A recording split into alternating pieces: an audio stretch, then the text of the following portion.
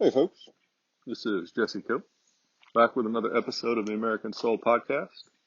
Hope y'all are doing well wherever y'all are, whatever part of the day you're in. I appreciate y'all joining me as always, giving me a little bit of your time each day, and hope that it helps your day pass a little bit, and hope that it gives you a little something, and hopefully it helps our country, even if just a little bit. I appreciate those of y'all that continue to share the podcast. This looks like it's going to have been a pretty stellar last month. I'll let y'all know about that when I figure it out for sure. And we'll go for one of our little walks. Have two puppy dogs today that seem pretty interested in going, or at least being petted on the walk. We'll see. Not much. The garden is still struggling under the heat. Everything is still struggling. And you begin, although we have been in drought conditions only very limited time, just catch just the slightest little glimpse of what it must have been like back in the 50s in parts of the country. And then again before that, in the 30s, I believe, or sometime around then. We had some wonderfully dark clouds. Temperature dropped a little bit. Wind picked up. You could just almost smell the rain, and then nothing. Maybe just two or three sprinkles. And it moved on, blue skies again, and sure is disheartening. I can only imagine for the farmers and ranchers that depend on it. As I said recently, might offer a prayer for those people, um, the ones you know and the ones you don't. All right, so we'll get going. We're going to talk about a man that I don't think we've talked about on a podcast before, George Washington Carver. And then I'll make a couple little extra comments at the end. I'm going to pull almost all of this out of America's God and Country, Encyclopedia of Quotes. Phenomenal book if you don't have a copy. George Washington Carver was an agricultural chemist of international fame who revolutionized the economy of the South by introducing hundreds of uses for the peanut, soybean, pecan, and sweet potato in the place of cotton. These crops not only replenished the soil, but provided income for the South, which has since grown into the hundreds of millions of dollars, if not billions by this point. He was raised by Uncle Moses and Aunt Sue Carver after his mother was kidnapped when he was an infant. Being of poor health as a child, he spent much time as a child around the house and in the woods. He later went to school in Neosho, Missouri, then in Kansas. He graduated from Iowa State College of Agriculture and Mechanical Arts. He was also an accomplished artist, having one of his paintings, the Yucca, receiving an honorable mention at the 1893 Chicago World's Fair. In 1896, he gave up his faculty position at Iowa State College of Agriculture to join Booker T. Washington, president of the newly founded Tuskegee Institute in Alabama. He made many medical contributions, including penal and a cure for infantile paralysis. His discoveries from the peanut, over 300, the sweet potato, over 118, as well as from the soybean, etc., have included cosmetics, face powder, lotion, shaving cream, vinegar, cold cream, printer's ink, salad oil, rubbing oil, instant coffee, leather stains from mahogany to blue, synthetic tapioca and egg yolk, flour, paints, non-toxic colors from which crayons were eventually created. Henry Ford became personal friends with Dr. Carver, being fascinated with his method of deriving rubber from milkweed. Mr. Ford tried many times to get Dr. Carver to join him in business, but Carver was committed to helping his people and the South. Mr. Ford built a duplicate of Dr. Carver's birthplace at his Dearborn village and built a school for children named George Washington Carver School. George Washington Carver was visited at Tuskegee Institute by Vice President Calvin Coolidge, as well as by Franklin Delano Roosevelt. He became a confidant and advisor to leaders and scientists from all over the world, ranging from Thomas Edison to Matt Gandhi. There you go. Edison had also offered him a position with a six-figure income, but Carver turned it down. Six-figure income, folks, at that time was phenomenal.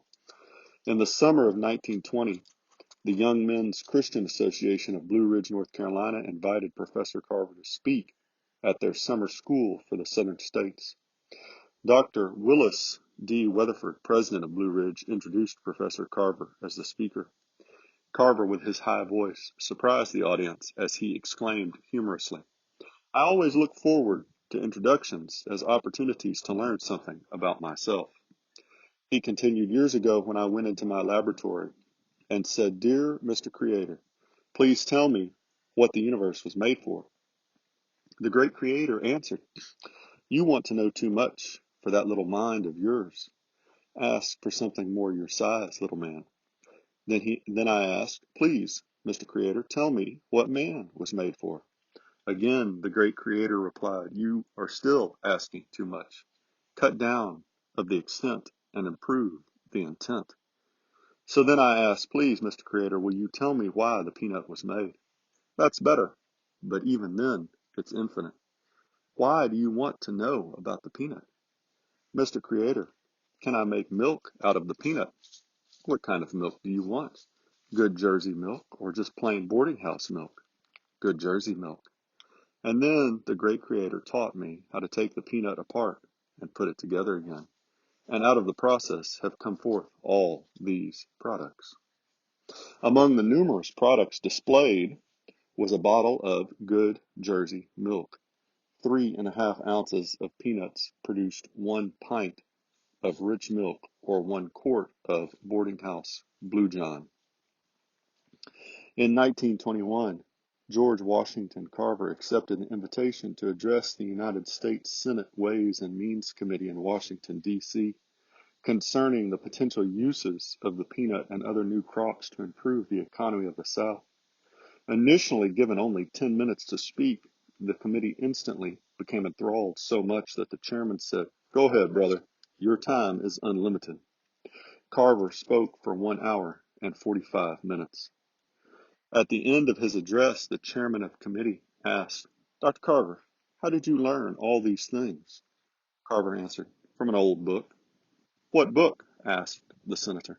Carver replied, "The Bible."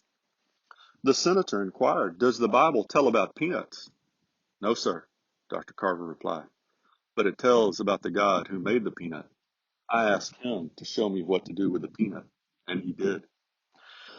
George Washington Carver named his laboratory God's Little Workshop and never took any scientific textbooks into it, as he would just ask God how to perform his experiments. On November 19th, 1924, having accepted the invitation of the Women's Board of Domestic Missions to speak in New York City's Marble Collegiate Church, Dr. Carver declared before the 500 people assembled, "God is going to reveal to us things he never revealed before if we put our hands in his. No books ever go into my laboratory. The thing I am to do and the way of doing it are revealed to me. I never have to grope for methods. The method is revealed to me the moment I am inspired to create something new. Without God to draw aside the curtain, I would be helpless." Probably a pretty important line here, folks, to reread. Without God to draw aside the curtain, I would be helpless. He would lock the door behind him when he went into his laboratory, as he confided. Only alone can I draw close enough to God to discover his secrets. George had developed a lifelong friendship with Jim Hardwick from the Virginia Polytechnical Institute. Jim's brother, Harry Hardwick, had become the head football coach of the U.S. Naval Academy. During one of Jim Hardwick's visits to Tuskegee Institute in 1928, he asked Dr. Carver to share some of his observations about God. George Washington Carver responded, "As a very small boy exploring the almost virgin woods of the old Carver place, I had the impression someone had just been there ahead of me. Things were so orderly, so clean, so harmoniously beautiful. A few years later in the same wood, I was to understand the meaning of the boyish impression, because I was practically overwhelmed with a sense of some great presence. Not only had someone been there, someone was there. Years later, when I read the scriptures, "In him we live and move and have our being," I knew what the writer meant. Never since have I been without this consciousness of the Creator speaking to me. The out of doors has been to me more and more a great cathedral in which God could be continuously spoken to and heard from. Man who needed a purpose, a mission, to keep him alive, had one. He could be, God's co-worker. My attitude toward life was also my attitude toward science. Jesus said one must be born again, must become as a little child. He must let no laziness, no fear, no stubbornness keep him from his duty. If he were born again, he would see life from such a plane. He would have the energy not to be impeded in his duty by these various sidetrackers and inhibitions. My work, my life must be in the spirit of a little child seeking only to know the truth and follow it. My purpose alone must be God's purpose, to increase the welfare and happiness of his people. Nature will not permit a vacuum. It will be filled with something. Human need is really a great spiritual vacuum which God seeks to fill, with one hand in the hand of a fellow man in need and the other in the hand of Christ. He could get across the vacuum, and I became an agent. Then the passage, "I can do all things through Christ which strengthen me," came to have real meaning. As I worked on projects which fulfilled a real human need, forces were working through me which amazed me. I would often go to sleep with an apparently insoluble problem. When I woke, the answer was there. Why, then, should we who believe in Christ be so surprised at what God can do with a willing man in a laboratory? Some things must be baffling to the critic who has never been born again. By nature, I am a conserver. I have found nature to be a conserver. Nothing is wasted or permanently lost in nature. Things change their form, but they do not cease to exist. I'm reminded of the second law of thermodynamics here, the first law that uh, energy matter can be neither created nor destroyed. It can change forms, but it can't be created or destroyed. Why then? I apologize. After I leave this world, I do not believe I am through. God would be a bigger fool than even a man if he did not conserve what seems to be the most important thing he has yet done in the universe. This kind of reasoning may aid the young. When you get a grip on the last rung of the ladder and look over the wall as I am now doing, you don't need their proofs. You see, you know you will not die. Last paragraph probably needs to be reread, folks. I certainly need to hear it. It's very comforting. When you get a grip on the last rung of the ladder and look over the wall as I am now doing, you don't need their proofs. You know you will not die. In 1939, George Washington Carver was awarded the Roosevelt Medal with the declaration, "To a scientist humbly seeking the guidance of God and a liberator of men of the white race as well as the black." George Washington Carver remarked, "The secret of my success, it is simple. It is found in the Bible. In all thy ways acknowledge him, and he shall direct thy paths." That's one of my favorite verses of all times, folks.